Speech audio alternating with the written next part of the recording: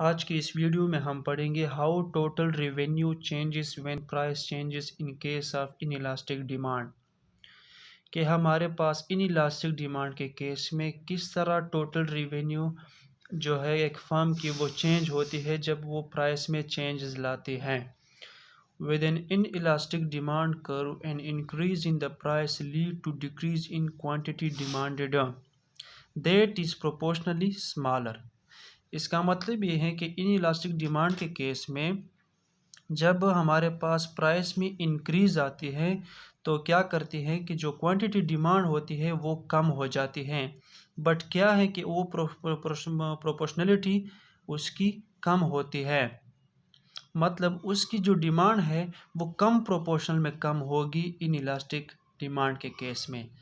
Therefore, the total revenue increases with an increase in price of the product। तो यहाँ पे क्या है, इसका मतलब कि हमारे पास जो टोटल रेवेन्यू है वो इन इलास्टिक डिमांड के केस में अगर हम उसका प्राइस बढ़ाते हैं तो हमारे पास रेवेन्यू जो है वो बढ़ेगी बल्कि कम नहीं होगी। हाँ, डिमांड कम होगी लेकिन वो प्रोपोर्शनली कम से कम होगी। नीचे दिए गए ग्राफ में अगर आप देखें तो यहाँ पर हमारे पास दोनों ही ग्राफ गिवन हैं।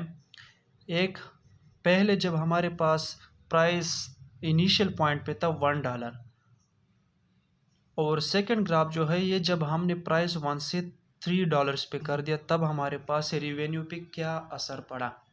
तो फर्स्ट ग्राफ में देखें हमारे पास $1 प्राइस है, हमारे पास क्वांटिटी डिमांडेड जो थी 100 यूनिट्स हो रही थी और हमारे पास टोटल रेवेन्यू जो थी वो 100 थी। टोटल रेवेन्यू का जो फार्मूला है वो हमने पिछले एक वीडियो में पढ़ा है, वो पिछले वीडियो में आप देख सकते हैं कि टोटल रेवेन्यू किस तरह हम कैलकुलेट करते हैं। तो हमारे पास रेवेन्यू 100 है। जब सेकेंड ग्राफ में हमने ये देखा कि जब प्राइस 1 से $3 पे गया तो हमारे पास डिमांड 100 से 80 यूनिट्स पे आ गया। हमारे पास डिमांड कम हो गया, quantity demanded for any product. लेकिन हमारे पास जब रिवेन्यू हमने कैलकुलेट की तो 100 से 240 पे हमारे पास रेवेन्यू गई है। तो हमारे पास रेवेन्यू क्या हो गई, ज़्यादा हो गई है।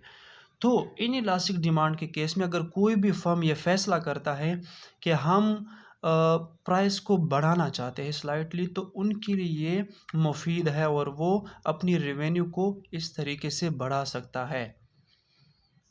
Thank you.